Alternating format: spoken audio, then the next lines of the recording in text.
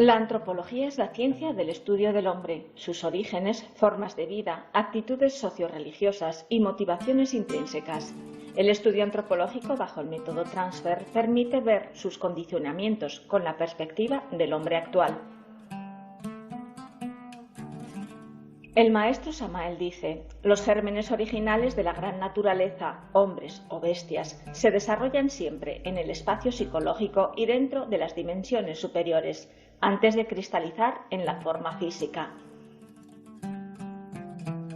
Desde las épocas aquellas de Mr. Darwin hasta Henkel y posteriormente desde Henkel hasta nuestros días, han surgido innumerables hipótesis y teorías sobre el origen del hombre, pero ninguna de tales suposiciones puede ciertamente ser demostrada.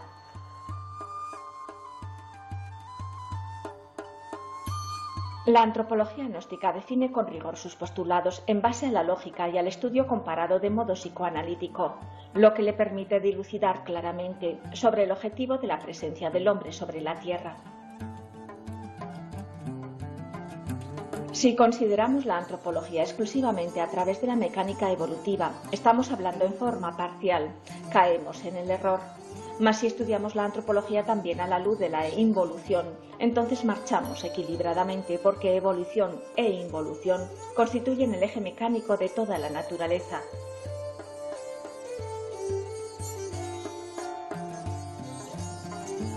Bajo estas premisas, hemos estudiado el origen de la península ibérica a sabiendas de que tuvo que pasar por todos los procesos cíclicos que marcan la transición de diferentes glaciaciones, confirmadas por la geología actual.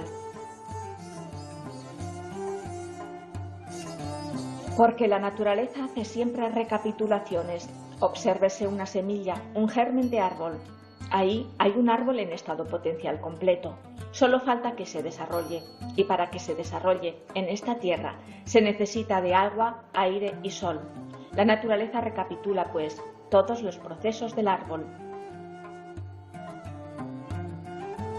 Si nosotros aceptamos los principios inteligentes de la naturaleza y del cosmos como fundamento de esta maquinaria de la relatividad, no desconoceremos que, en el fondo, la variedad es la unidad.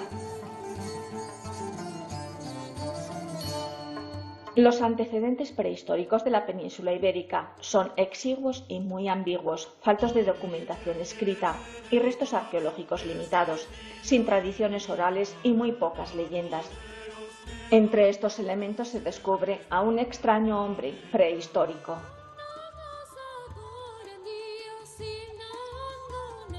El único punto referencial viene de la mano de las recopilaciones del rey sabio Alfonso X en el año 1250, que relató entre sus numerosos escritos la Crónica General. En ella describe de un modo fantástico una especie de cuento que dice así: en tiempos remotos llegó a España el primer hombre, llamado Roca. En esta alusión, algunos historiadores creen reconocer al hombre paleolítico. Procedía del Edén, del Oriente o Paraíso. Este dato geográfico señala a la región mesopotámica. Era un hombre sabio, adivinaba muchas cosas y hacía milagros. Era barbudo y llevaba poca ropa. Recorrió España y se instaló en Toledo, en una cueva.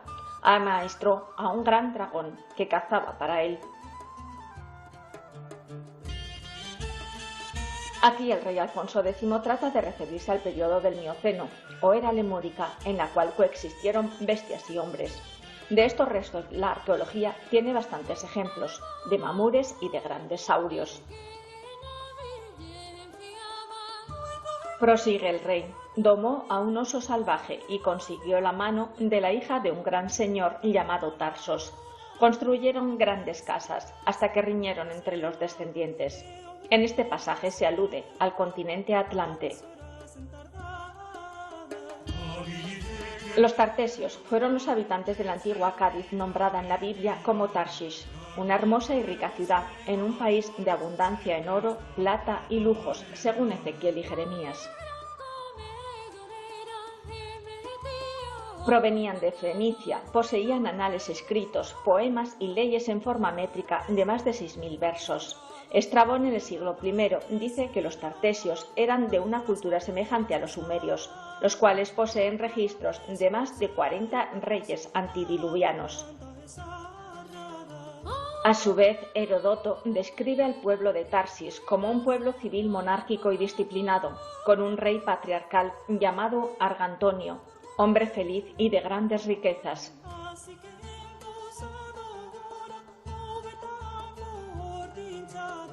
Ellos no dejaron restos de arquitectura monumental, solo esculturas de bronce, de damas y de animales prerromanos con cierto carácter erótico semejantes a los etruscos. Se cree que la isla de Tarsis quedó sumergida. Añade el rey sabio que después hubo una gran sequía, que acabó con todo, como un viento como polvo que ardía, al que siguió otros 3 años de lluvia. Esto indicaría el declive atlante. Alfonso X apunta a varias invasiones sufridas por la raza ibera, la primera por Gibraltar, una cultura africana que llegó desde Túnez, es decir, a los hermanos de la sociedad ocaldana, enunciados por el maestro Samael, salvados del diluvio atlante que se instalaron pacíficamente. Los cartagineses o púnicos africanos crearon después innumerables acrópolis en Andalucía. La segunda invasión verificada desde los albores de la raza se asocia a los griegos, asirios y fenicios. La escultura de bichas y esfinges son asociadas a esta aportación de la cultura mesopotámica proveniente del Mediterráneo. Y la tercera invasión corresponde con la vía normanda, indoaria, venidos del norte, llamados los almohices, de quienes en la Biblia se dice que eran adoradores del fuego. Acostumbraban a pasar por este elemento a los niños recién nacidos en forma de cruz para purificarlos, como si fuera un bautizo. Estos almohices llegaron de Inglaterra, eran celtas normandos, hacían monumentos funerarios megalíticos por donde pasaban. Enseñaron a los aborígenes iberos a construirlos y a practicar sus ritos solares, buscando el emplazamiento telúrico más idóneo. Por lo tanto, la antropología española hunde sus raíces en la cultura ibera. Estos iberos fueron pueblos heterogéneos que vivieron en la península antes que los celtas y que cultivaron una sabiduría ancestral. Los griegos llamaban ibero al litoral occidental de las costas del Mediterráneo. La antropología gnóstica indica que las culturas madres de la primera raza aria, venidas de la Atlántida, dieron sus frutos de modo paralelo, de ahí sus parámetros afines. Y esta afinidad está demostrada especialmente en los símbolos. En los sitios arqueológicos se han encontrado restos de vasijas y elementos decorativos con símbolos iberos y griegos semejantes, como el toro, el caballo, las bichas, elementos solares, esfinges y otros. La cultura griega es exponente de las culturas madres del mundo occidental. Según el poeta Lucano, serían los griegos quienes dieron nombre a la península. Hércules, hijo de Zeus, tenía un sobrino llamado Hispán, que reinaba en Cádiz, la antigua Tartesos, y éste tenía una hija de nombre Iberia. El príncipe griego Pirus la cortejaba, y su padre le puso muchas pruebas antes de acceder a su casamiento. También dice la tradición antigua que el mismo Hércules visitó Iberia. Hubo un santuario fenicio en la isla de Cádiz que los romanos llamaron Heracleum o Templo de Hércules Melcart, hoy destruido y sumergido en el mar.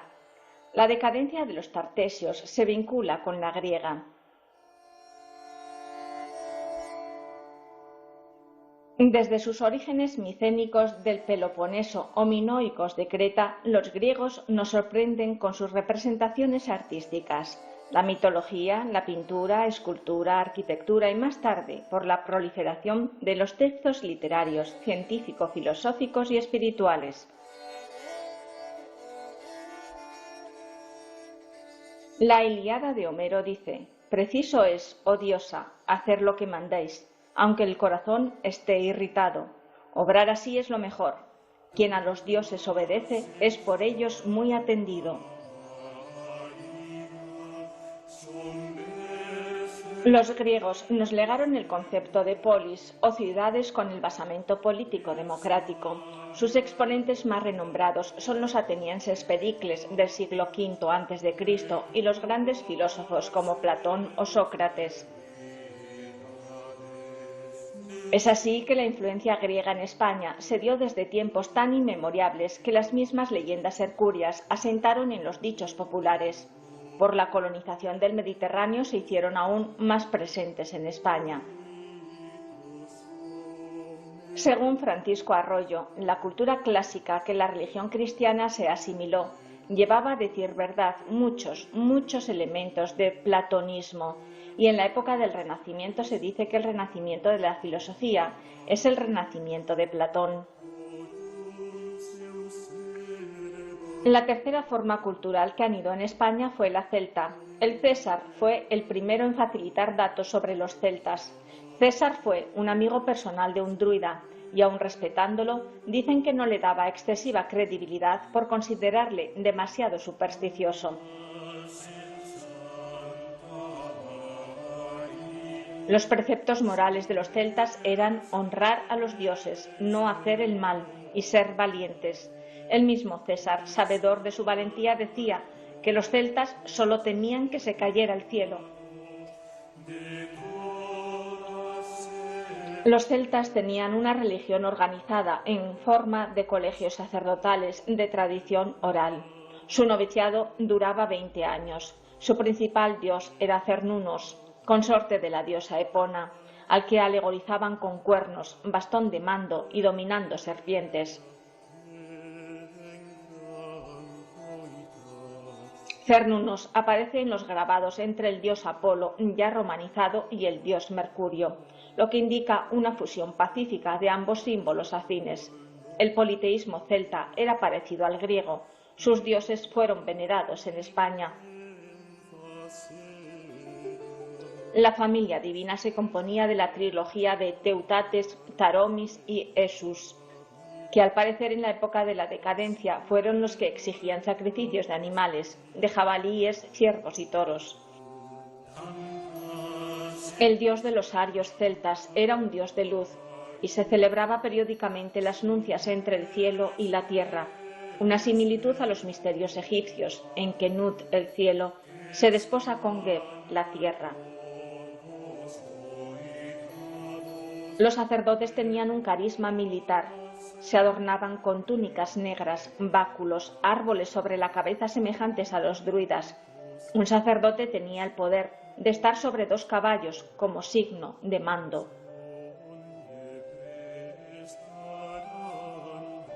Los santuarios eran en la naturaleza o nemetón, dentro de las cuevas, en las simas, en las peñas, en los montes o en los ríos. Los templarios conservan elementos celtíberos con símbolos cristianos gnósticos indoeuropeos, que son los precursores de los bafometos. Los celtas tenían años de 12 y 13 meses, según la fase de la luna, y a cada mes le asignaban un árbol, por lo que el bosque era algo más que una formación de árboles. No se podía cortar ramas o dañar a un árbol sin motivo justificado. Los animales sagrados, así como los elementos de la tierra, el agua, el fuego y el aire, representaban a encarnaciones antropomórficas o principios inteligentes de la naturaleza, y por lo tanto las fuerzas que de ellos emanaban eran profundamente respetadas, como los duendes, las hadas, los genios, etc. La escritura celta o rúnica con poder de adivinación se inventó en los tiempos de Berst por Orhan, hijo de Elata, rey de Irlanda. Se trata de un alfabeto solo para los entendidos o iniciados. Es netamente simbólico, para preservarlo de la gente vulgar. En el arte del bronce hay formas geométricas y de materialización del cosmos, con discos alusivos a tránsitos solares. En los adornos y joyas fueron famosos, incluso para los romanos, los torques o pulseras celtas. El espíritu celta se implantó poderosamente en la península, especialmente en el norte, Galicia y Portugal. Sus símbolos se fueron adaptando, pero conservaron por mucho tiempo un carácter guerrero e indómito que constituyó el carácter español. La fusión de los celtíberos implicaba una adaptación de la cultura indoeuropea. En Numancia, los dioses celtíberos se representaron en la cerámica española. Son similares a los de la cultura védica, como Indra, Soma, Varuna, Brahma o Vitra. Así pues, el culto solar fue practicado en toda Europa. Los cultos estaban asociados a los tránsitos celestes. Los solsticios y equinoccios, y sobre todo las lunas llenas, eran festejadas con danzas. El César decía que los celtas adoraban al sol, la luna y al fuego. Se admiraba de la creación de templos circulares, identificando al dios solar Apolos como Helios, al que los griegos ubicaban en el país de los hiperbóreos. Siempre estaba protegido por dos cisnes. La península prerrománica fue adoradora del astro Sol. Quedan vestigios de ello en Oviedo, cuyo museo ha recogido glifos de discos áureos con círculos concéntricos y cruces interiores. También en Santander, en las pinturas rupestres, hay discos solares, en Ávila en su cerámica estampillada, en Valladolid y Soria, la antigua Numancia, en instrumentos y en trompetas, así como en los petroglifos de Galicia o en las joyas arcaicas, en los collares y diademas propias de la ornamentación de las sacerdotisas ibéricas. Las múltiples figuras encontradas en los santuarios, en posturas de invocación solar, confirman que el sol fue una potencia divina y suprema, adorada durante muchos siglos en la península ibérica. En el siglo IV, el emperador Juliano, llamado el Apóstata, que promulgaba por una religión teosófica como síntesis de las religiones solares, definía al sol así: imagen sensible de la inteligencia suprasensible del Padre Celestial. Por lo tanto, a la arqueología del Levante se la define como ibérica, a la del sur como hispánica y a la del interior y parte del norte de la península como un gran feudo celta. Los centros telúricos, santuarios y centros de poder están dispersos por toda España. En las islas mediterráneas de las Baleares se desarrolló la cultura de los talayots. En Mallorca, Ibiza y Menorca hay abundancia de restos de piedras grandes, dólmenes y santuarios megalíticos. Los bichas determinan emplazamientos telúricos. Son esculturas de monstruos semejantes a los que hacían los caldeos, esfinges mutiladas, toros y leones alados de influencia oriental, así como el toro con cabeza humana, que es el único ejemplar de la cultura celtíbera. Todas estas figuras son las que definen a la zona española del Levante como origen fenicio. Se llaman santuarios a las acrópolis arqueológicas donde se han hallado figuras de hombres y de mujeres desnudos en actitud de oración.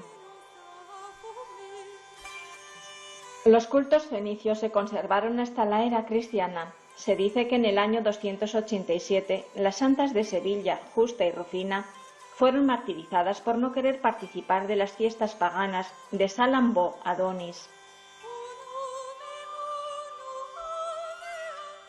Hay santuarios dedicados a las divinidades subterráneas, con representaciones en bronces, también votivos e imágenes de guerreros, con arcos y penachos de plumas de aspecto ingenuo, nunca agresivos. Los santuarios del Levante están muy destruidos, pero de allí se pudieron extraer abundantes figuras de cabezas de santos, llamados así por sus cándidos gestos y que muestran en la fisionomía características españolas.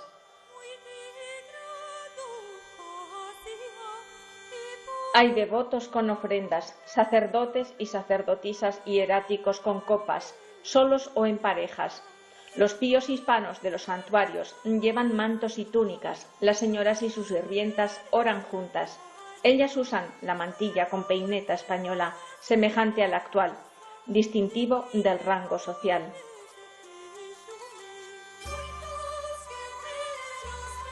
Los exvotos guerreros aparecen con espadas, cascos y pequeños escudos ritualísticos. Hay una imagen que representa un sacrificio con 3 víctimas, un borrego, un cerdo y una cabra, cerca de un caldero. Esta alegoría es semejante a la muerte del ego mediante el fuego. También es una alusión a la adivinación. Estrabón habla de que los celtíberos, como tribus que habitaban junto al río Duero, auguraban derribando animales de una estocada y profetizaban el auríspice según cómo caía la víctima, o por sus vísceras. Al principio, en la cerámica, los vasos encontrados eran considerados como minoanos prehistóricos. Actualmente ya se les define como celtíberos. Su estilo es simple y energético. Hay más en el sur y Levante que en Galicia y en Portugal. El primer vaso apareció en Zaragoza. Los centros indígenas celtíberos duraron hasta la época romana. Un vaso de Elche contenía una moneda romana. Los lugares de poder establecidos o elegidos por los celtíberos fueron usados después por los siguientes habitantes. Los emplazamientos telúricos eran muy respetados por los romanos. Pero entre todos los hallazgos, la figura más importante de la antropología española es la diosa madre. Ella fue representada en forma de mujer y también con atributos de animales. La diosa madre forma parte de la dualidad sagrada de Dios. La diosa madre española es la dama ibérica de Elche. Fue hallada en un yacimiento ibero a 2 kilómetros de Elche, en la Alcudia, en una finca y loma elevada 4 metros, en una acrópolis que abarca 10 hectáreas de extensión. La región de Levante y especialmente Elche era considerada como un oasis, famoso por sus palmeras de dátiles. Se trata de la antigua ciudad de Erna, mencionada por Aviceno, hoy dedicada al cultivo y que también fue habitada por los romanos. Aremidoro de Éfeso, en el año 100 a.C., viajó por España y describió a la mujer española así. Algunas mujeres ibéricas llevaban collares de hierro y grandes armazones en la cabeza, sobre la que se ponían el velo a manera de sombrilla que les cubría el semblante, pero otras mujeres se colocaban un pequeño timpanón alrededor del cuello, que cerraban fuertemente en la nuca y la cabeza hasta las orejas, y se doblaba hacia arriba al lado de atrás. Así es como la dama de Elche tiene estos elementos y otros más. Fue rescatada dentro de un hoyo con losas de protección junto a la vieja muralla de la ciudad. Por su singular belleza es equiparable a la etrusca. Por su aspecto hierático es un símbolo divino del poder ibero. La Acrópolis contenía pilares, ricas estelas y bajorrelieves con fantásticas figuras a modo de ofrendas de los santuarios. Había otras estatuas de tamaño natural como ella, y más pequeñas, muchas de las cuales tenían huecos interiores votivos para ofrendas o urnas funerarias tras la incineración. La dama de Elche también tiene un hueco en su espalda. Su indumentaria es totalmente ibera. Lleva túnica de lino blanca, mantilla roja sostenida por una peineta y un gran manto azul de tela gruesa. La dama luce joyas ibéricas, como las ruedas que cubren las orejas y de las que cuelgan unas cadenitas sujetadas a una tira de cuero que se ciñe en la frente. Los collares son muy simbólicos. Tienen 3 círculos. Del primero pende un adorno, del segundo 5 y del tercero 7, como los estratos del absoluto. La bella dama es una persona insigne, sagrada. Posee en su rostro un gesto de amor y de ley. Su indumentaria es muy refinada, propia de una diosa. Las cuencas de sus ojos hoy vacías estuvieron llenas de alguna sustancia vegetal.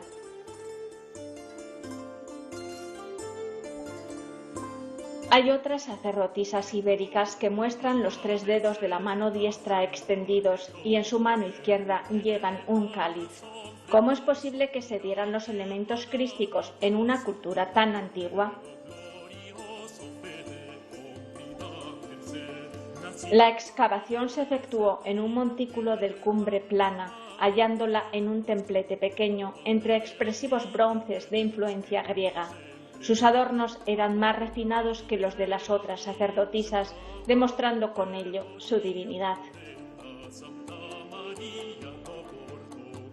Actualmente, la reminiscencia de la Dama de Elche se disolvió en la de la Virgen María.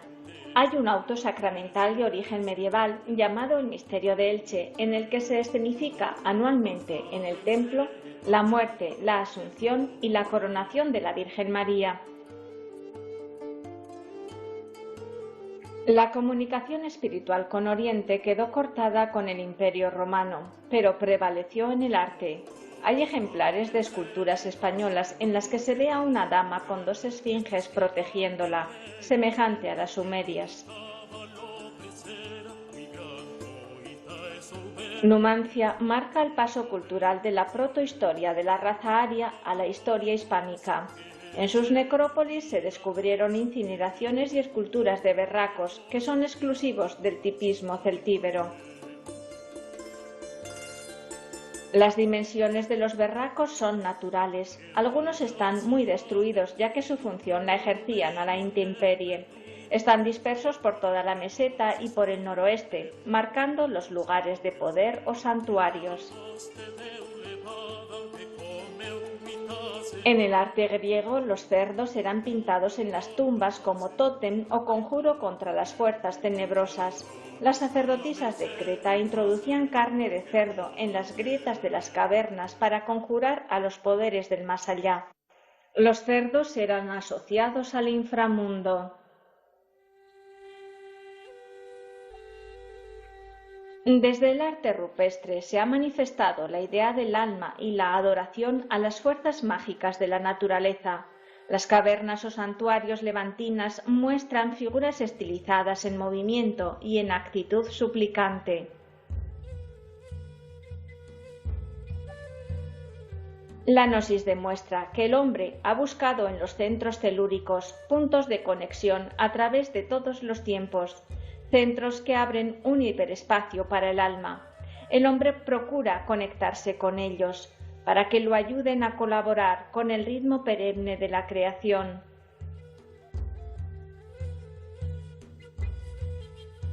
Carl Gustav Jung dice en su Simbología del Espíritu: la manifestación psíquica del espíritu demuestra que tiene una naturaleza arquetípica, es decir, que el fenómeno que denominamos espíritu se funda en la existencia de una imagen original, autónoma, que en forma preconsciente existe en la disposición de la psiquis humana de manera universal. Así pues, todo símbolo a través de la historia ha querido marcar una tendencia que sobrepasa a su propia imagen. La reiteración del símbolo desde los estratos de la protohistoria se debe a poderosas asociaciones psicofísicas. Los símbolos más usuales encontrados en España son en primer lugar el toro o los berracos ibéricos. El toro fue el animal sagrado de los celtas, también los vikingos lo usaron como tótem. Según el Edda nórdico, por la sangre del toro y su sacrificio deviene la humanidad.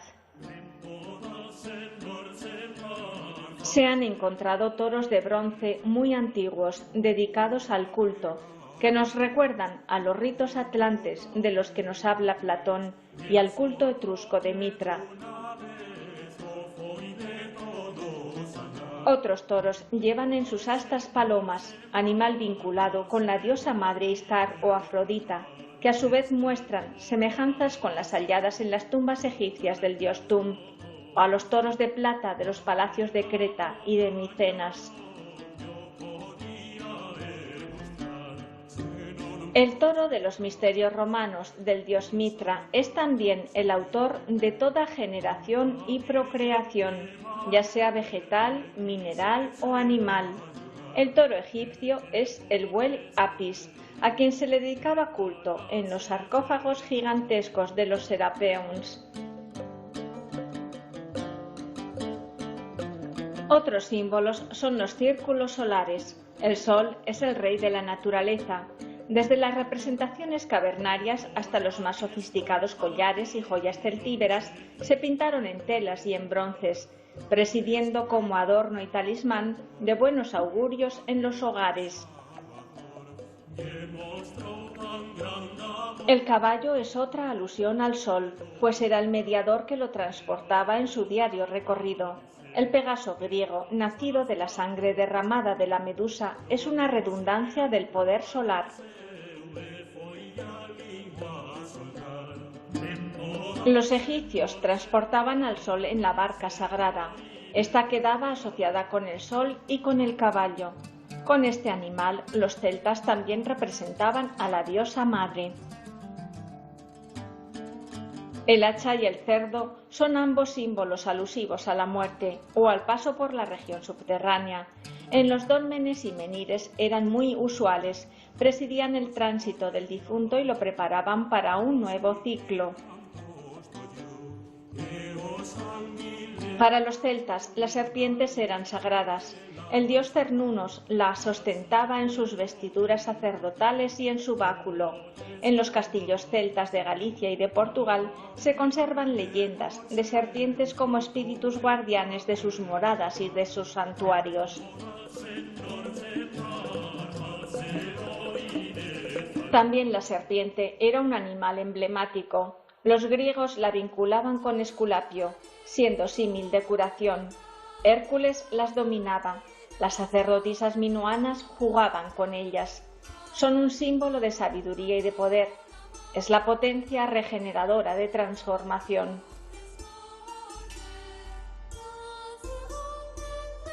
El león es otro de los animales del totenario de los pueblos primigenios. Tiene 3 interpretaciones. Uno como justicia cósmica, otro como fuego espiritual, personificado en el evangelista San Marcos, y el tercero como el Cristo Redentor. Solo la interpretación metafísica de los símbolos pueden darnos la explicación de su universalidad. Gutiérrez Sáenz, en su libro Historia de las Doctrinas Filosóficas, dice: el rechazo de la metafísica es cuando menos contradictorio, pues en el fondo lo que se pretende en toda filosofía es una fundamentación radical de los demás conocimientos científicos. Justamente dicha fundamentación es lo que constituye la metafísica.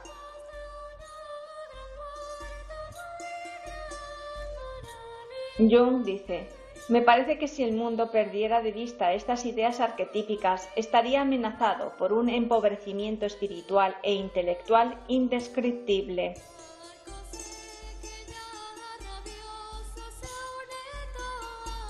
Con el devenir histórico, la cultura celtíbera multiplicó su bagaje cultural con el constante fluir de diversos pueblos por la península. Esto produjo un singular sincretismo.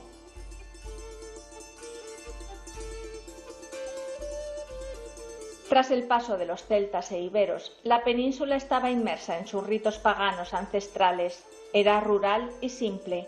Se profesaba una religión pagana y los romanos la secundaron hasta la cristianización. Los aportes culturales más profundos los dejaron los secuaces del Gran Libro, como definía Mahoma la Biblia.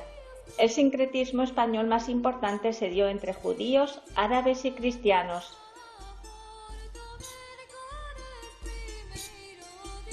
Sobre la llegada de los judíos a España hay varias hipótesis. El rey Alfonso X dice que se presentaron en la península en los tiempos del rey Salomón o incluso de los fenicios. Posteriormente su presencia fue entre los siglos II antes de Cristo y II después de Cristo. Las primeras comunidades judías se asentaron en el Mediterráneo. En el siglo IV la población judía era muy numerosa. A finales del Imperio Romano estaba plenamente consolidada, dedicándose en su mayor parte a la agricultura. Durante el gobierno romano, los judíos no tuvieron mayores problemas. También se adaptaron con la monarquía visigoda. Pero todo cambió a partir del año 586, cuando sufrieron las persecuciones durante más de 100 años.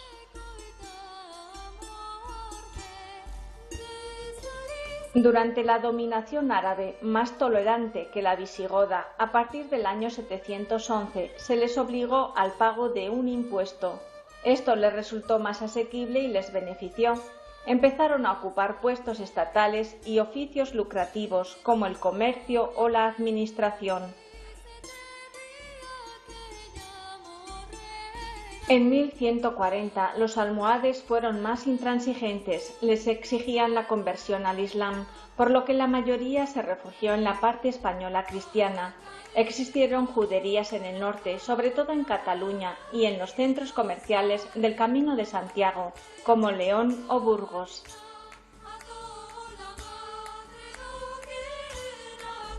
En 1106, Pedro Alonso de Huesca, un judío converso, médico del rey inglés Enrique I, viajó por toda Europa. Tradujo importantes obras de matemáticas, astronomía y ciencias aplicadas con métodos científicos, marcando con ello un importante camino pedagógico.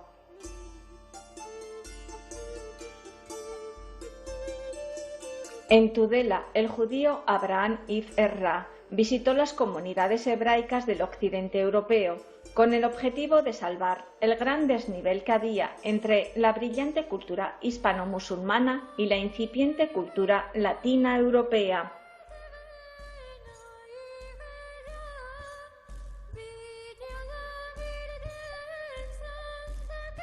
Las aportaciones esotéricas de los judíos fueron muy importantes, resaltando especialmente la Cábala, que era de tradición oral.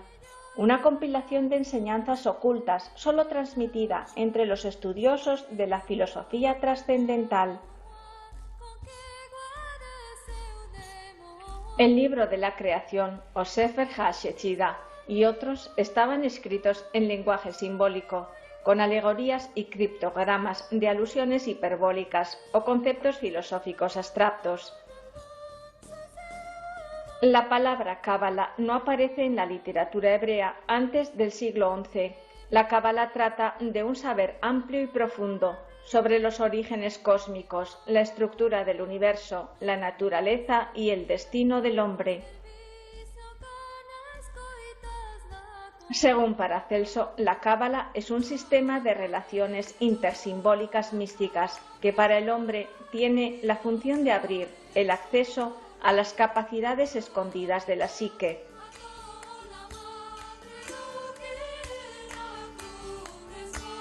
La aportación cultural en el arte, filosofía y ciencia de los musulmanes en España fue muy extensa. La revelación a Mahoma se produjo en el año 610 a través del arcángel Gabriel. San Juan de Damasceno consideraba a los mahometanos como simples herejes que negaban la Trinidad y la divinidad de Jesús. El Estado musulmán se comprometió a respetar la religión y las costumbres de los hispanogodos, con cargas o tributos mucho más benignos que los impuestos por la monarquía visigoda.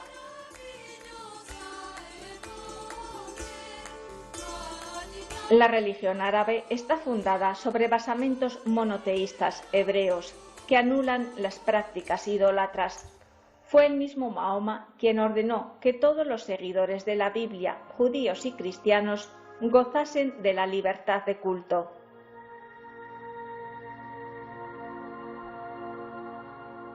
La plaza más fuerte mahometana se ubicaba en Medina, entre la Meca y Siria. Cuando los judíos oraban mirando a Jerusalén, Mahoma estableció orar mirando hacia la Meca.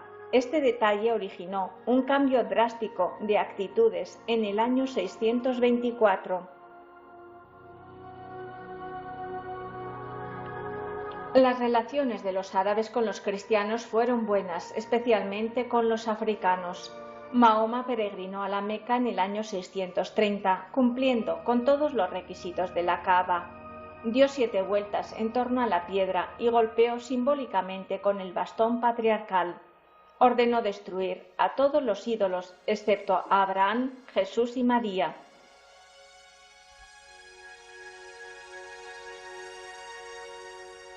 Originalmente el pueblo árabe fue politeísta, pero todos sus dioses se acoplaron al poder supremo de Alá, el cual se manifestaba por medio de sus videntes y de sus profetas. Consideraban a Jesús como el último profeta hebreo. El Islam respondió a las necesidades del liderazgo religioso y socioeconómico del pueblo. En principio, Mahoma no pretendió crear una nueva religión, sino enderezar las costumbres judías decrépitas o degeneradas.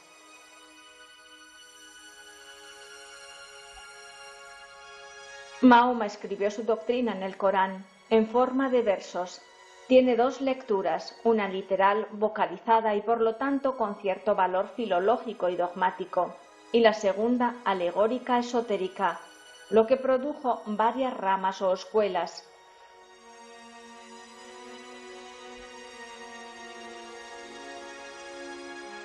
La cultura árabe prolongó su esplendor del siglo IX al XI. Se escribía en árabe sobre filosofía, ciencias o literatura antigua, griega o hindú. Avicena tradujo a Platón. Tanto la medicina como la física o química consiguieron grandes avances, y sobre todo debemos a ellos la traducción o salvaguarda de los textos de alquimia.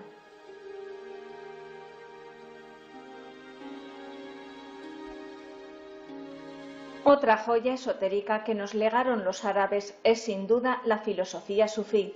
Se trata de una praxis ascética, psicofísica, actualizada por los derviches danzantes. El místico sufí, danzando, vibra en el alma de cada estrella y de cada átomo.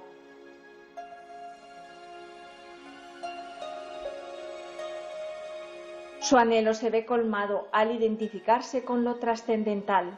Como la mariposa se funde con la llama, su aspiración es vivir como si no se estuviera, para perderse en la inmensidad del ser.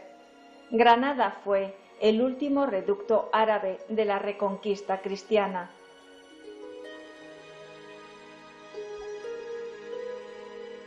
En la era cristiana abundan las leyendas de los evangelizadores. En el año 254, el clero ya había organizado a los obispados de Astorga, Mérida y de Zaragoza. Desde el año 413 al 711, el poder romano empezó a declinar. Su final fue en la batalla de Guadalete, derrotando al último rey godo, don Rodrigo.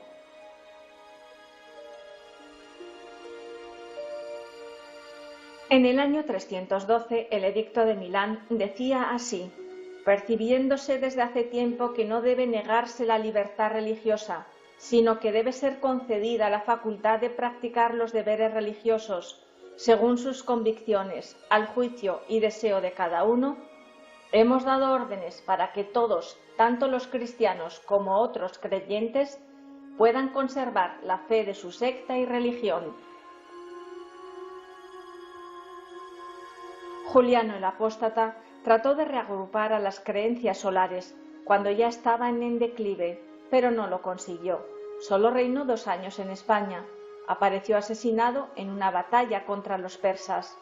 El dogma aún no estaba tan fuertemente constituido como lo estaría en la Edad Media.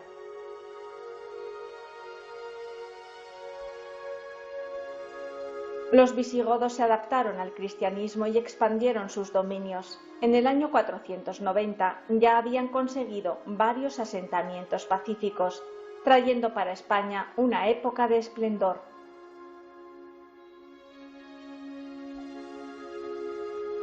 San Isidoro de Sevilla fue visigodo. Procuró unificar las culturas, política y religiosamente, creando para ello los concilios, convocados por el rey y presididos por el arzobispo.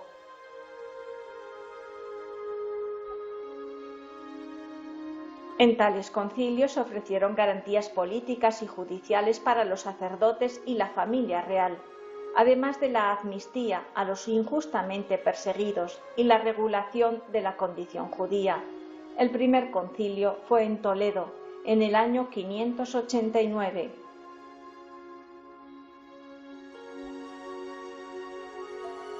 El reducto más importante de los primeros siglos cristianos se formó en Alejandría, capital cultural del mundo y baluarte de los tesoros filosóficos. Dada la libertad religiosa, afloraron múltiples sectas. Muchos gnósticos se convirtieron a un cristianismo lleno de parábolas y de símbolos.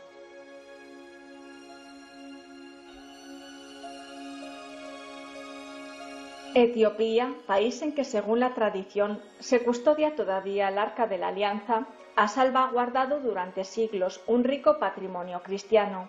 Desde el siglo IV desarrolló un carácter muy singular.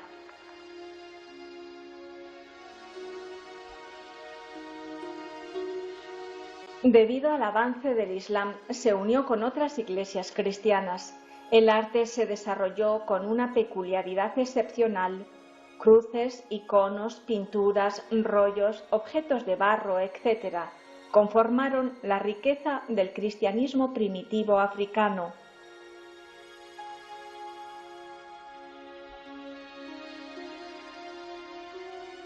La religión cristiana tenía una gran disposición hacia la idolatría pagana. Para que el pueblo fuese acatando la nueva religión, los obispos permitieron las prácticas paganas, pero con diferentes connotaciones. Por ejemplo, las fiestas equinocciales de verano pasaron a ser las fiestas de San Juan Bautista.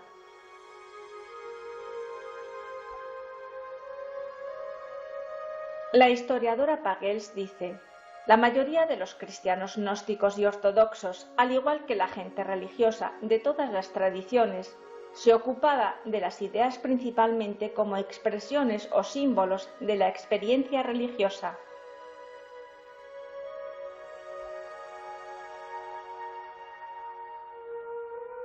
Esta experiencia sigue siendo la fuente y la zona de pruebas de todas las ideas religiosas. Así, Tertuliano, hombre inteligentísimo y aficionado al pensamiento abstracto, se quejó de que herejes y filósofos se ocuparan de las mismas cuestiones.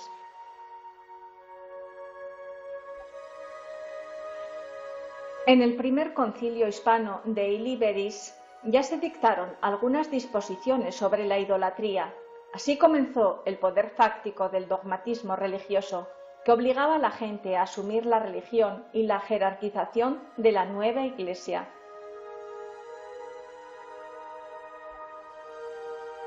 Pero los gnósticos no claudicaron. En los textos apócrifos puede leerse: el Cristo resucitado le explica a Pedro que aquellos que se llaman a sí mismos obispos y también diáconos como si hubiesen recibido su autoridad de Dios, son en realidad canales sin agua.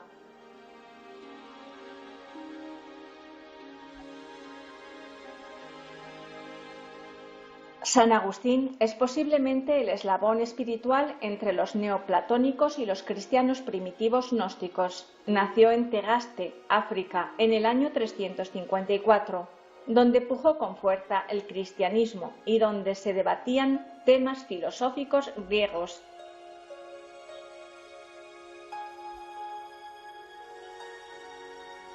Contribuyó en gran manera a la mayor profundización de la fe cristiana, por lo que es considerado como doctor de la Iglesia y patriarca gnóstico.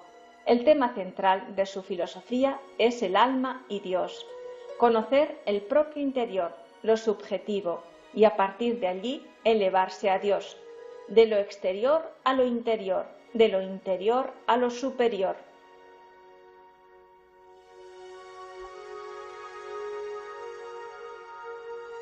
San Agustín contó a su nieto las etapas para la ascensión al cielo, subiendo uno por uno los cielos de los planetas y de la luna, hasta que divinamente purificado llega el alma hasta el cielo solar.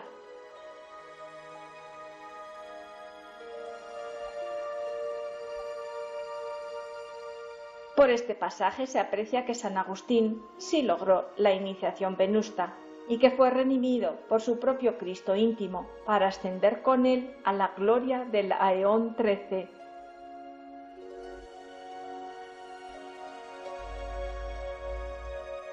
Dice el santo: buscaba yo por el orgullo lo que solo podía encontrar por la humildad.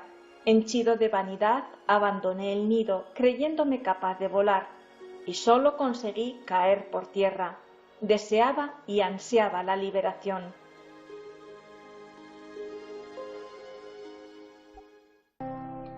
El esoterismo ha estado presente a través de la historia bajo múltiples formas.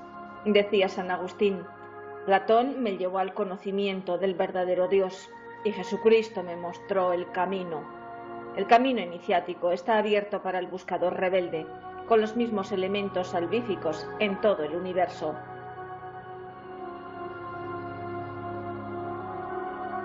La dama de Elche española, los exvotos, los guerreros, los sacerdotes y símbolos primigenios nos dicen a través de la antropología psicoanalítica que la misión del hombre es desligarse de sus ataduras materiales.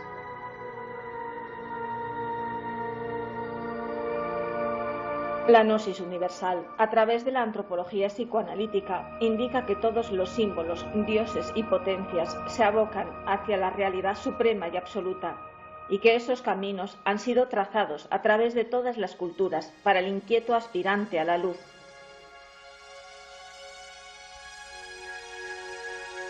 La voz del santo se hace unánime entre aquellos que saben reconocer el misterio y exclaman al unísono: Señor, tú me iluminaste y tu luz acabó por penetrar en mis tinieblas. Ahora que he gustado de tu suavidad, estoy hambriento de ti. Me has tocado y mi corazón anhela ardientemente tus abrazos.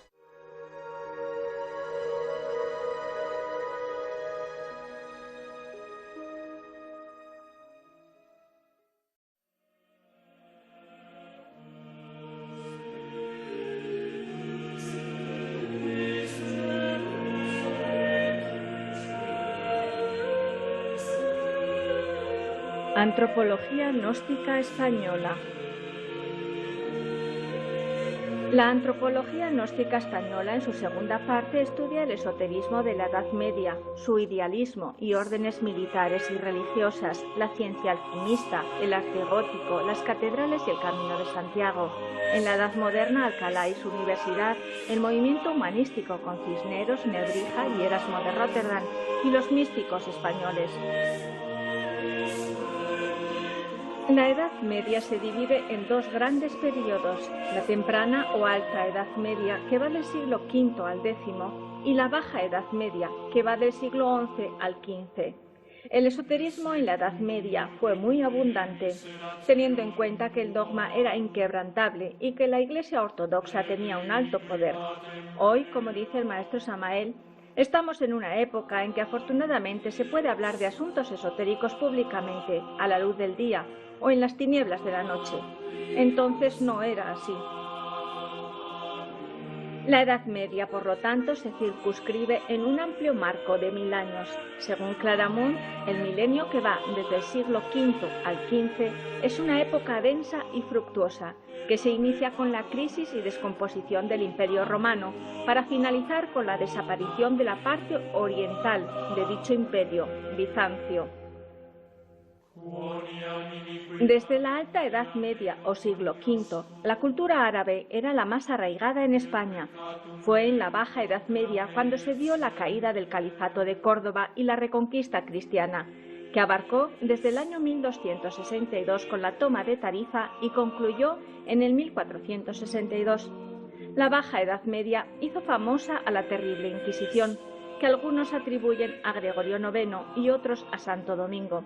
En España fue el cardenal Cisneros quien propuso la reforma religiosa con el fin de depurar la religión. Este fue el punto de partida del cambio de Estado.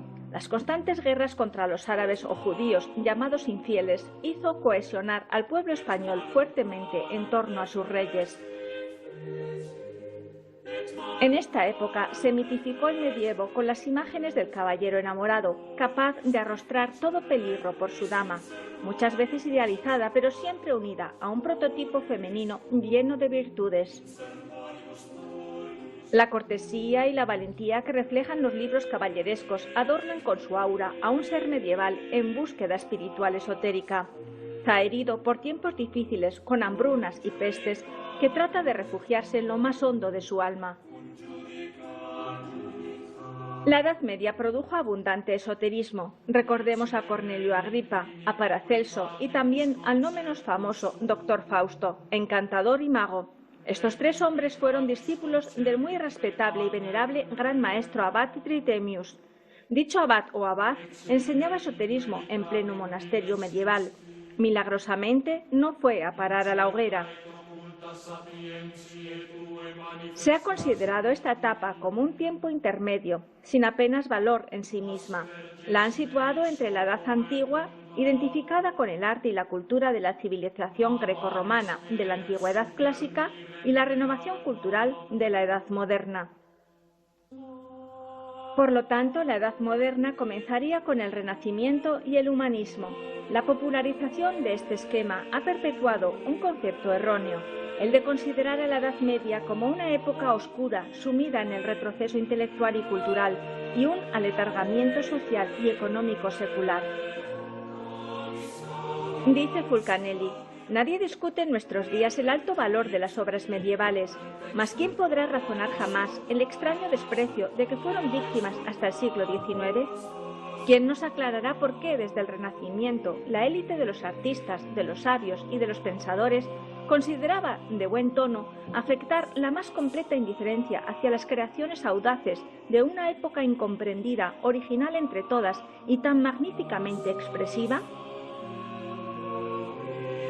Así pues, al lado de la horrible Inquisición y de las hogueras encendidas por la Iglesia de Roma, por la Iglesia Católica, existió dentro de los mismos monasterios el esoterismo. Entonces no se podía hablar en forma pública como lo hacemos hoy en día. Quien así procedía era juzgado por hereje o brujo y quemado vivo en la plaza pública. En España la convivencia entre civilizaciones se alternó entre el enfrentamiento y la tolerancia, entre el aislamiento o la influencia mutua, como por ejemplo la ermita del Cristo de la Luz en Toledo, que en principio era una mezquita. A finales del siglo X, el clérigo Alda Verón decía que aquella sociedad constaba de tres grandes órdenes, cada una de las cuales desempeñaba una función. Los eclesiásticos rezaban, los guerreros combatían y los campesinos trabajaban. El monje olvidó a los artistas, verdaderos historiadores que dejaron para la posteridad un testimonio muy peculiar que ningún otro libro pudo registrar con tanto realismo. Porque el orden social y el idealismo que dimanó de este consenso pudo realizarse en base a la cooperación entre ellos, aunque no se vio exento en 1431, a pesar de haber sido reconocido su valor. Entre todas las actas de fe de la Inquisición, hay una en que dice que hubo un sujeto en Alemania que, andando por un prado o por un bosque, se encontró con un grupo de gentes que estaban en el sabbat. Cuando esas personas se sintieron descubiertas, se sumergieron en la cuarta vertical y desaparecieron, pero dejaron en el terreno una copa en la que figuraban distintos nombres de personas de renombrada personalidad. La copa fue a la Inquisición y las personas que figuraban en ella a la hoguera. La palabra herejía proviene del griego aeresis, que significa filosofía libremente elegida o aquel que es libre de elegir. Nada tiene pues que ver con la definición dogmática del error en materia de fe. Esta abundancia de almas descontentas surgió primero por la corrupción del clero, como protesta ante sus aberraciones y salida del contexto doctrinario. Segundo, por la tendencia milenarista o el miedo a los tiempos del fin. Tercero, por la asunción de la pobreza voluntaria como respuesta a la opulencia sacerdotal. Y cuarto, como empatía por los movimientos cátaros y valdenses que daban testimonio con sus vidas ejemplares. Desde que San Antonio Abad en el año 260 propuso el modelo monacal de la vida retirada, San Isidoro, San Agustín o San Columbano en el 615, la ascesis espiritual se distinguió por un mayor rigor tipo céltica dentro de la Iglesia católica. Con la que dieron las épocas de las cruzadas. No negamos que hayan existido los aquelarres, pero también se quemó viva a mucha gente por herejía. Muchos gnósticos fueron quemados vivos. Tenemos a los albigenses, que fueron asesinados también en la hoguera, y a distintas comunidades esotéricas. Los templarios fueron juzgados por herejía y brujería, pero los caballeros templarios continuaron en secreto. En el siglo IV, San Benito de Nursia, Italia, creó la Orden de los Benedictinos, donde la máxima de la Santa Regla era «La ociosidad es enemiga del alma». En el siglo XII, San Francisco, de procedencia cátara, apostaba por la religión del amor, por un celo especial de cuidar el orgullo del espíritu. En el mismo siglo, San Bruno inspiró la austeridad de los cartujos, y otro San Benito, canciller de la escuela de Chartres en 1124, también secundó las ideas platónicas. Cornelio Agripa parecía un vagabundo, de ciudad en ciudad siempre errante. Fue acusado de brujo y de hechicero, pero tampoco pudo ser atrapado por los señores del Santo Oficio. Que en épocas antiguas medievales hubiera gente que metían el cuerpo en la cuarta vertical, como lo demostró Jesús de Nazaret caminando sobre el mar de Galilea, no es extraño. En la Edad Media, si Jesús hubiera realizado este prodigio, lo hubieran llevado ante el tribunal del Santo Oficio. El idealismo de San Bernardo, el inspirador del Temple, o los franciscanos de San Bernardino de Siena y San Vicente de Ferrer, quienes predicaban el Evangelio exhortando a los fieles a que hicieran ejercicios espirituales, a que formasen cofradías participativas y que adorasen a los misterios y a la creación, fue el caldo de cultivo del milenio. Entre los filósofos españoles destacaron los árabes como Avicena, que murió en el año 1037, y Averroes en 1198. Ambos interpretaron a Aristóteles, filósofo griego del 384 a.C. El renacimiento filosófico y teológico del siglo XIII fue seguido de la invasión del Occidente por las filosofías de influencia árabe y judía.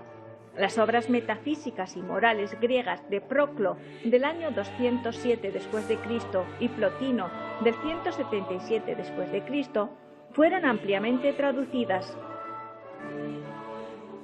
Fulcanelli defendía el idealismo medieval diciendo: todos esos hombres eran grandes y sus obras admirables.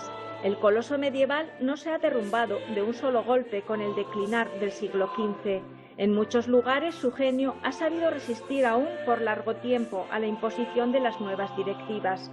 Vemos su agonía prolongarse hasta la mitad más o menos del siglo siguiente y volvemos a encontrar en algunos edificios de aquella época el impulso filosófico, el fondo de sabiduría que generaron tantas obras imperecederas. El teólogo de la razón pura, San Bernardo, tan pronto era brillante como ingenioso, grave como patético.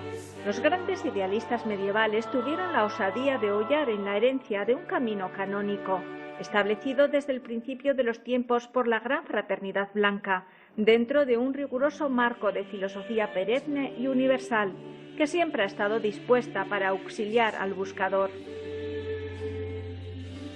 Por lo tanto, desde el siglo III se conocen órdenes monacales. Fueron en ello pioneros los orientales y los hebreos, en cuyo seno florecieron los esenios y demás sectas espirituales.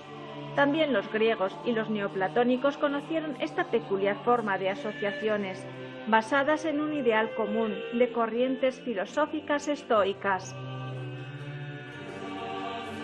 Pero la revelación cristiana aportó nuevos datos acerca de los asuntos filosóficos, como Dios, el hombre, su forma de ser y de vivir, etc.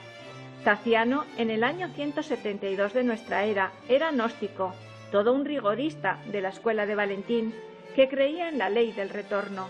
El gnosticismo tendía un puente, en el siglo II, como sincretismo entre el platonismo y el estoicismo. La gnosis es la primera tentativa global de una filosofía del cristianismo, dijo Lipsius, o como añadiera Harnack, es la helenización aguda del cristianismo. El griego Marción también fue gnóstico. tuvo que soportar la incomprensión de su obra filosofal ante el naciente fanatismo religioso y finalmente fue excomulgado en el año 144.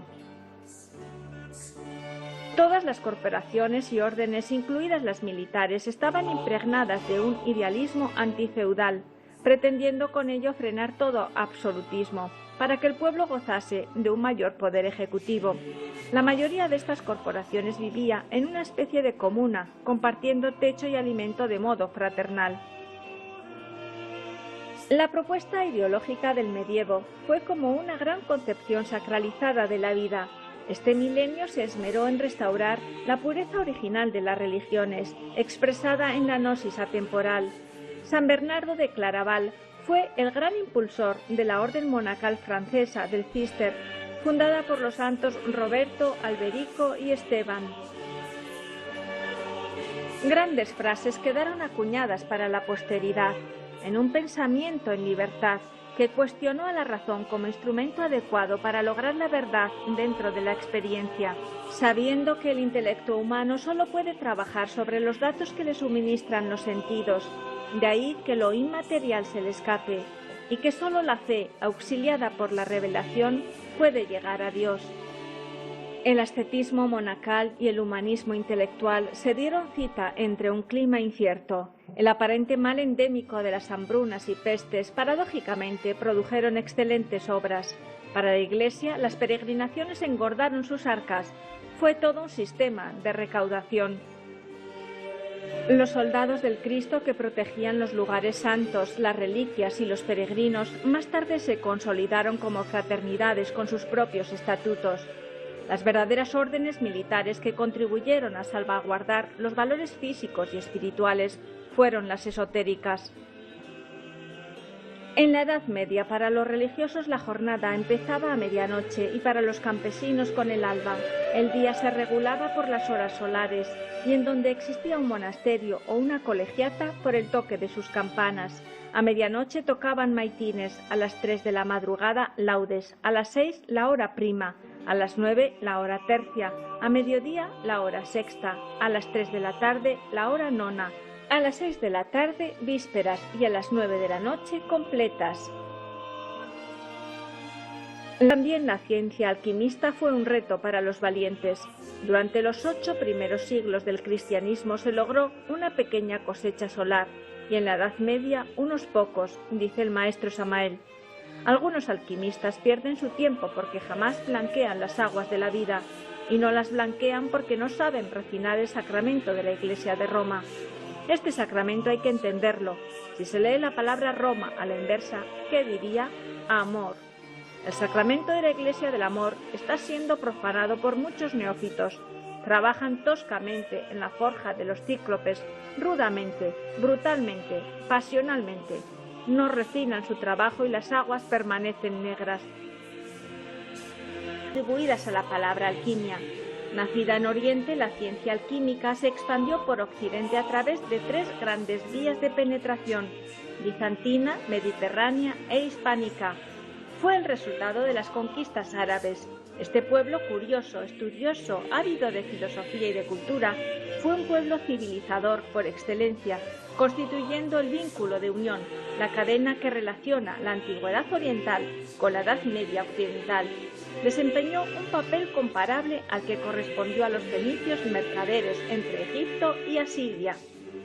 Indudablemente, un saber tan explosivo requirió de grandes cuidados. Los alquimistas medievales escondieron el gran arcano entre símbolos y alegorías, no solo para protegerlo de los profanadores, sino para salvarse de los inquisidores. Al principio tímida e indecisa, la alquimia tomó poco a poco conciencia de sí misma y no tardó demasiado en reafirmarse.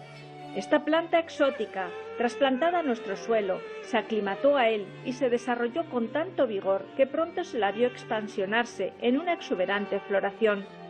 Su extensión y sus progresos fueron prodigiosos. Apenas se la cultivó tan solo a la sombra de las celdas monásticas en el siglo XII y en el XIV se propagó a todas partes, irradiando a todas las clases sociales. Para ser alquimista se necesitaba de una formación moral, espiritual o filosófica, que en principio excluía a los avariciosos. Todos los países ofrecieron a la ciencia misteriosa una multitud de fervientes discípulos. Nobleza y alta burguesía se entregaron a ella. Sabios, monjes, príncipes y prelados hicieron profesión, y las gentes del oficio y pequeños artesanos como orfebres, gentilhombres, vidrieros, esmaltadores y boticarios tampoco dejaron de experimentar el irresistible deseo de manejar la retorta. Si no se trabajaba a la luz del día porque la autoridad real perseguía a los sopladores y los papas fulminaban contra ellos, no se dejaba de estudiar a escondidas. Se buscaba con avidez la sociedad de los filósofos. Estos emprendían largos viajes con la intención de aumentar sus conocimientos. Se disputaban los manuscritos de los grandes adeptos como Zósimo, Ostanes o Sinesio, las copias de Jadir, de Razi y de Artecio, los libros de Moriano, de María la profetisa y los fragmentos de Hermes se negociaban a precio de oro. La ciencia alquimista, después del medievo, se fue cubriendo con el velo de Isis. Fue perseguida y desprestigiada por los mismos practicantes que, físico no filosofal, arremetieron contra la doctrina descalificándola. En el siglo XIII en España, el monje franciscano y mallorquín Ramón Llull se distinguió como escritor, cabalista, divulgador científico, misionero y místico teólogo, que escribió el libro del amigo y el amado, pero sobre todo como alquimista. Raimundo Lulio murió porque lo lapidaron por el mundo árabe. Se fue a dar la enseñanza a los moros en su afán de llevar el cristianismo esotérico. Si hubiera enseñado a los sufíes, nada le hubiera sucedido, pero desafortunadamente se dirigió a un pueblo fanático que nada sabía sobre esoterismo, y las piedras le mataron. Por el mismo tiempo, el médico español Arnaldo de Villanova también se dedicó al sagrado arte de los sopladores. En el siglo XIV nació Enrique de Villena, que fue mal definido como el nigromante por sus conocimientos esotéricos. Desempeñó el cargo de maestre de la Orden de Calatrava, escribió El tesoro del rey don Alfonso X, el Lapis Philosophorum, la traducción de un texto árabe del siglo XII, la paracélsica admirable de la piedra filosofal, las 4 palabras de los filósofos antiguos, un excelente testamento de Adriano, así como las valiosas noticias que aporta sobre los fondos alquímicos de la Biblioteca Nacional o del Archivo de la Corona de Aragón. Los alquimistas genuinos se reconocen por su inmortalidad. Es notable su gran humildad, refiriendo toda sabiduría a las fuentes divinas. La frase de J. Swift define al alquimista como un genio mutante y rey de sí mismo. Cuando en el mundo aparece un verdadero genio, dice, puede reconocérsele por este signo: todos los necios se confabulan contra él.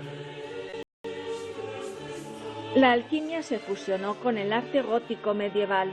El objetivo de las catedrales fue triple. Primero, el de instruir, marcando caminos de luz. Segundo, el de evocar acontecimientos cósmicos y estelares. Y tercero, el de crear un marco bello y digno para el culto. El arte gótico se expresó como una explosión de luz. Es la misma aspiración por la luz. Las catedrales tienen muchos puntos en común con las pirámides egipcias.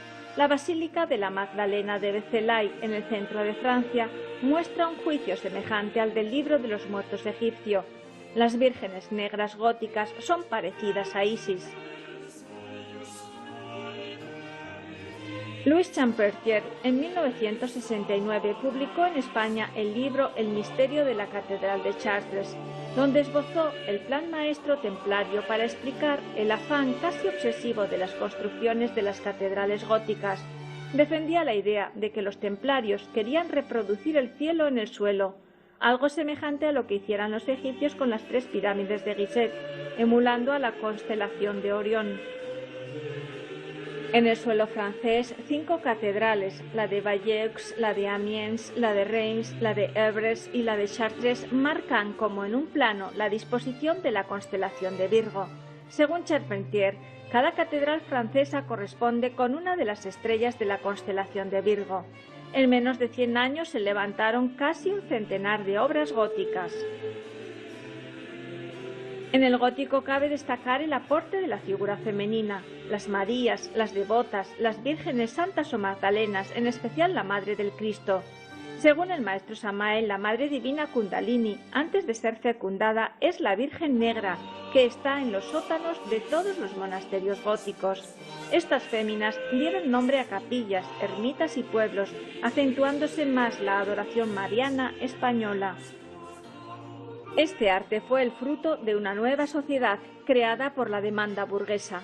Se erigieron palacios y castillos góticos para los nobles, lugares de reunión para los gremios sociales y asalariados e instituciones públicas para el pueblo, mansiones para los acomodados o capillas, conventos y catedrales para los creyentes. Todos tuvieron el mismo privilegio. El gótico fue denominado como arte ojival, pues la ojiva muestra a una figura formada por dos arcos que se cortan en ángulo. Los maestros constructores idearon el arco diagonal para refuerzo del tendido bajo la bóveda. Esto les permitía facilitar la construcción y aumentar su resistencia. Así lograban mayores alzamientos. A la estructura formada por el cruce de dos o más arcos diagonales se le llamó crucería.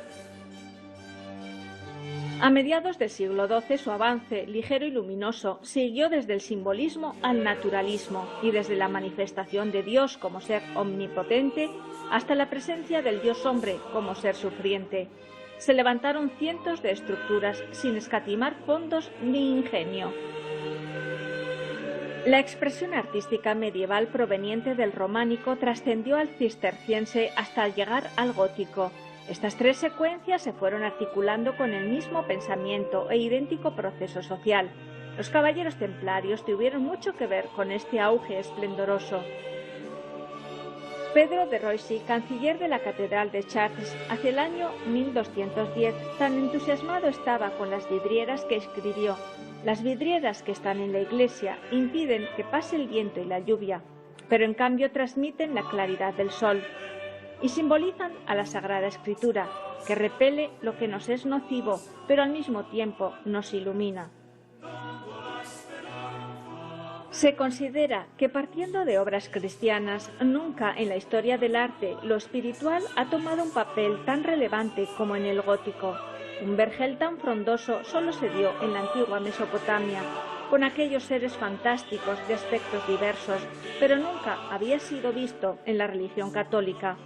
Esta expresividad solo puede obedecer a un alineamiento esotérico que instruye sobre aspectos psicológicos y metafísicos imposibles de describir sin el auxilio del símbolo. Según Junquera, en las torres góticas se manifiesta una ansia en la que se quiere resumir todo el ámbito de la creación, de la caída y de la redención, que se muestra como la más exacta expresión de la cósmica teológica. Este arte es como un milagro en la piedra porque en ocasiones parece contradecir las leyes físicas de la gravedad. Goza de estar elaborado con el ingrediente misterioso de los propios maestros, su saber oculto, custodios inmejorables de una tradición atemporal que, aun exponiendo públicamente su obra, parecían querer dejar escondido mucho más de lo expuesto. El efecto luminoso que producen los enormes ventanales saturados de vidrieras multicolores es casi sobrenatural. La vista queda impactada y la belleza hace palpitar al centro emocional superior. En las artes figurativas, pintura y escultura, esa espiritualidad se traduce sobre todo en el canon, en ese alargamiento que presentan sus figuras de esbelto porte. Igual que los egipcios, los constructores sentían especial inclinación por los tránsitos cenitales. Eran una señal de cambio, un motivo para festejar. En junio y en diciembre, cuando el sol parece pararse, eran los días señalados para ajustar los calendarios agrícolas o religiosos. Los vidrieros consiguieron que un rayo de sol atravesara cada solsticio por un pequeño agujero del vitral. El milagro de los rayos solares se ha dado en múltiples formas, trazando simbólicos caminos, senderos metafísicos en el suelo catedralicio. Con ello se quiso indicar que los tránsitos celestes son puertas abiertas al reino de la menti, nirvana o absoluto, por donde los hombres ascienden y los dioses descienden. Sería como las escaleras para subir al cielo. En el camino de Santiago se presentan incógnitas semejantes. Grandes multitudes comenzaron a peregrinar hacia Compostela en señal de penitencia. Se fijó una ruta definida para la seguridad del caminante, ruta telúrica desde tiempos remotos. A ella se añadieron los custodios para su salvaguarda, además de las disposiciones especiales para proteger al peregrino. No debemos olvidar que muchos alquimistas afirman haber recorrido el Camino de Santiago cuando en realidad jamás pisaron esas tierras. Su alusión coincide con los procesos de su obra interna. El Camino de Santiago, antes de la cristiandad, era ya utilizado por celtas e iberos. Por su gran cometido energético solar con alineamientos geodésicos, no es por ello extraño que los peregrinos vieran luces o signos metafísicos en su recorrido.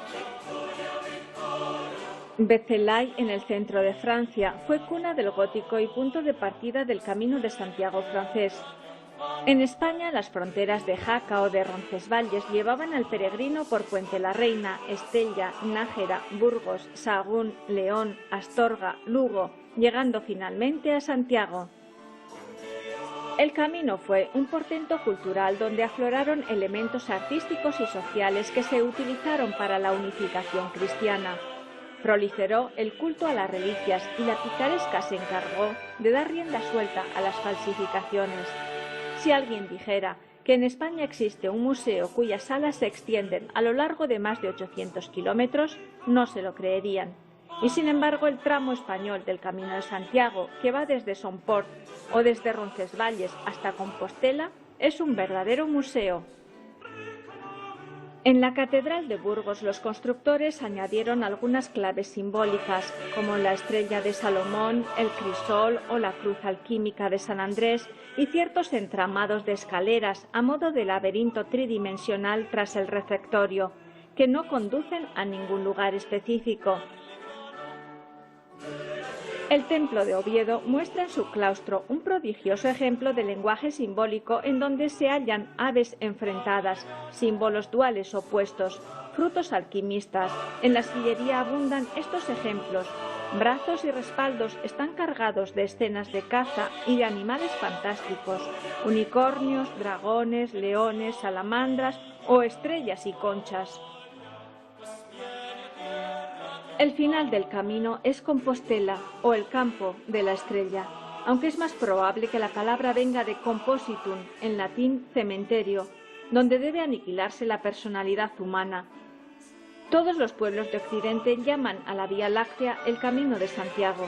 No pocos peregrinos completan su viaje yendo al Cabo de Finisterre para ver la puesta de sol, recordando que los antiguos pensaban que el astro moría cada atardecer y hasta creían oír el crepitar de la hoguera celeste al hundirse en el océano. El comport son las hojas crísticas transmutadas y también el producto de la descomposición del mercurio arsenicado. El hecho de ir hacia el mar de los muertos es otra reiteración.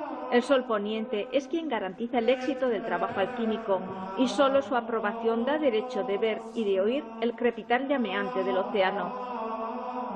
Goethe dijo que Europa nació de la peregrinación. Dante Alighieri dejó escrito que solamente merecían el nombre de peregrinos los que viajaban a Compostela.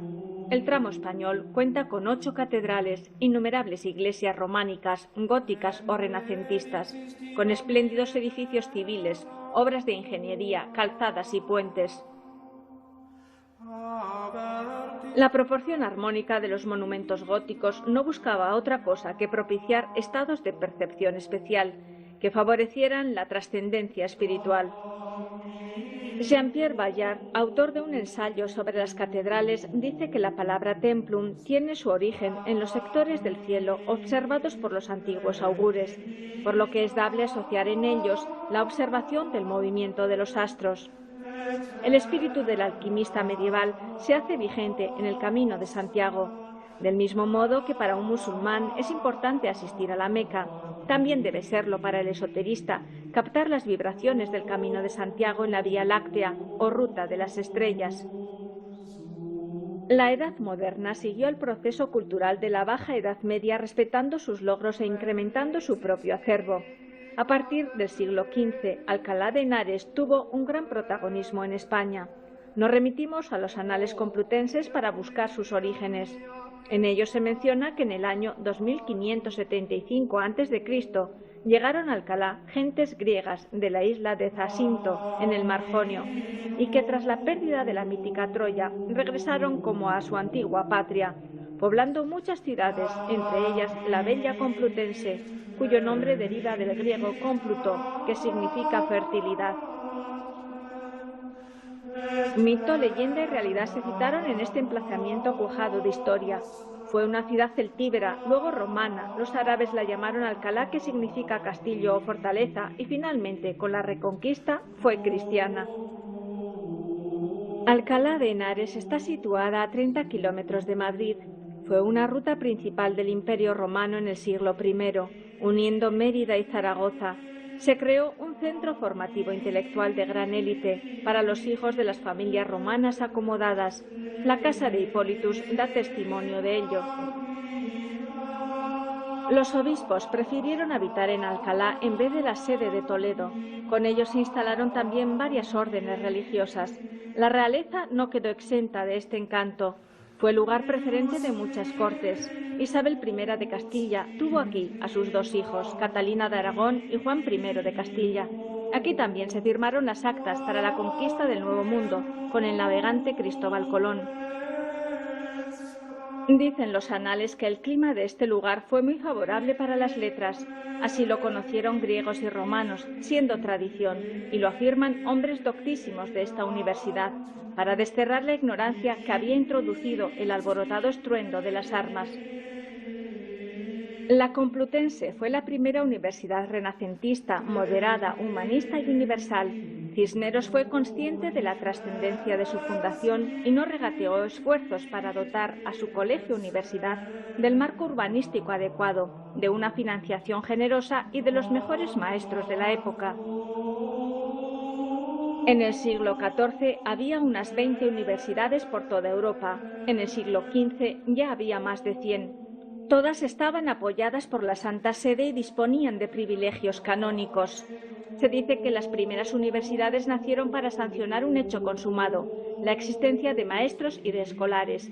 A fines de la Edad Media, el mundo intelectual se adaptó a los moldes políticos. El movimiento humanístico surgió con el siglo XV, impulsado por un pensamiento renovador y al amparo de las universidades. La filosofía de Aristóteles decía: de la naturaleza se obtiene la verdad mediante la experiencia. Es de la naturaleza de donde el intelecto debe obtener el conocimiento.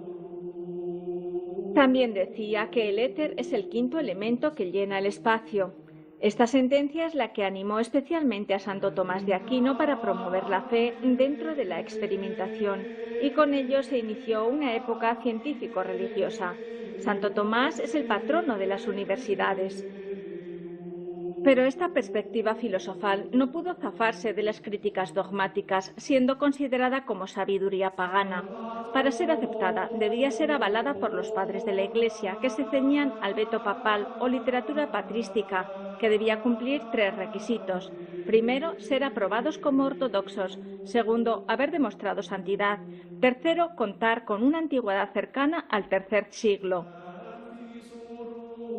Esta corriente ideológica del humanismo, impulsada por el poeta lírico italiano Petrarca, fue paso previo del Renacimiento con las reformas monásticas y el cambio de mentalidad. Logró importantes avances ideológicos al traducir a lenguas romanceras los textos árabes y hebreos, que contenían importantes aportes filosofales. El movimiento humanista surgió en oposición a la escolástica. Los humanistas estaban interesados profundamente en el hombre mismo, en las posibilidades que ofrecía la existencia terrenal y en la belleza de este mundo, convencidos de que los escritos de los autores clásicos revelaban la genuina humanidad. En el siglo XVI llegó Cisneros a Alcalá. La necesidad de un cambio social era urgente, ya que el idealismo medieval requería de un ordenamiento tal vez más científico, pues había caído en la relajación moral.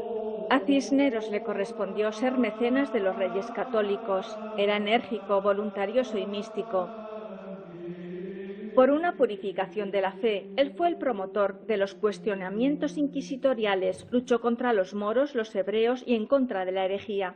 Apoyó el espíritu humanístico de místicos y clásicos, pero se identificó con librepensadores y filósofos. Las construcciones que impulsó están llenas de simbolismo hermético. Se compartía la opinión de Séneca: largo es el camino si se siguen las exhortaciones, pero corto y eficaz si se siguen los modelos. La teología patrística llevó a los humanistas a pensar que la creatividad divina podía ser un modelo para la creatividad humana.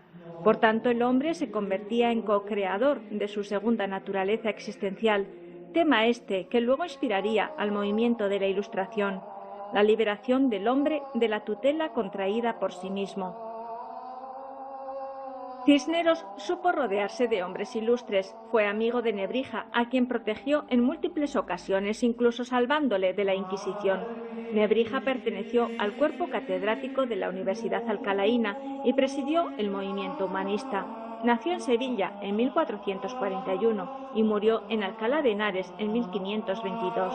Estudió en Salamanca, donde también ejerció como rector de su universidad, y se le conoce especialmente por su labor como filólogo. La filosofía humanista decía que la vida que llamamos feliz está situada en un lugar elevado. Un camino estrecho conduce a ella. Muchas escarpaduras cortan ese camino y es preciso avanzar de virtud en virtud por unos peldaños que ascienden. En la cumbre está el objeto supremo. Todo el mundo quiere llegar a él. Pero como dice Ovidio, es preciso anhelar apasionadamente. Sicut et nos dimitimus debitoribus nostris, et ne nos inducas in tentationem, et libera nos a malo. Quia est regnum et potestas et gloria in saecula. Amen.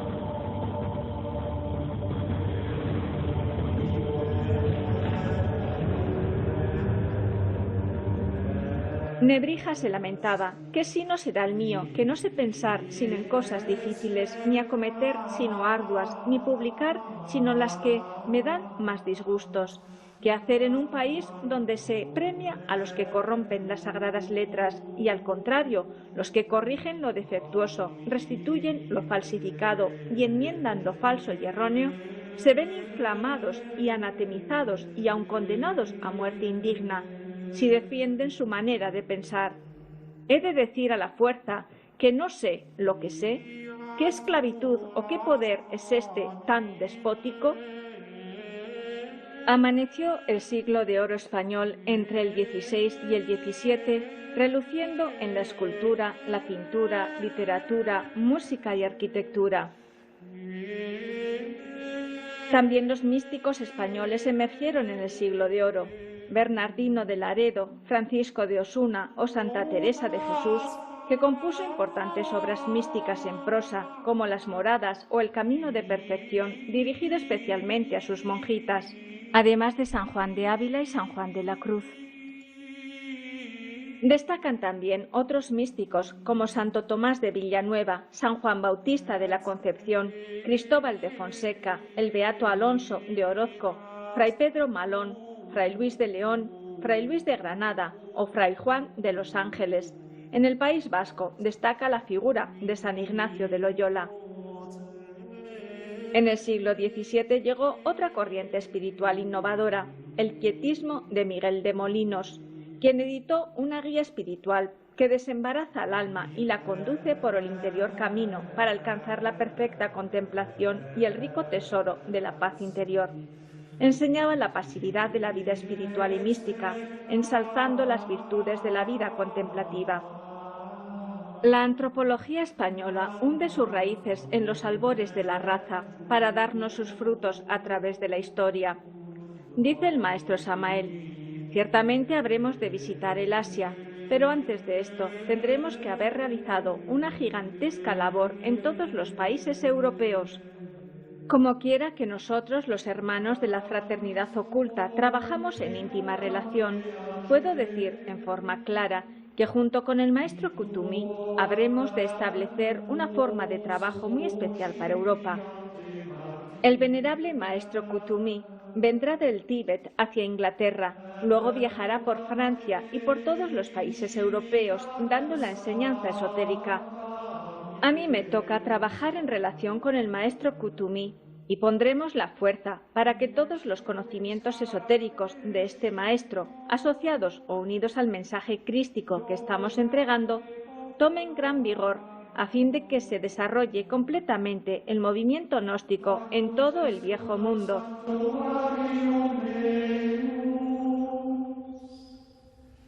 Israel potestas